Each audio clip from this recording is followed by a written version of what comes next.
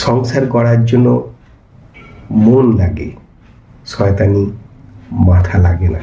আমার তো ভাগ্যটাই খারাপ, আমি বলে সংসারে চলছি, অন্য কোনো মেয়ে হলেও ছেড়ে চলে যেত। আমার মেয়েটার জীবনটা আমার জামাইটা বরবাদ করে দিল। আমার মেয়েটাকে পুরো চাকর বানিয়ে রেখে দিয়েছে। চাকর ওকে বলা হয় যাকে কাজ করানোর পর কিছু ফিস দেওয়া হয় আর ওর ঘরের কোনো অধিকার থাকে না। আর যারা নিজেরা মনে করে নিজের বাড়িতেও চাকর আছে, এটা দুর্ভাগ্যজনক একটা মিথ্যে কথা। সংসার আছে, জীবন আছে, কাজ আছে।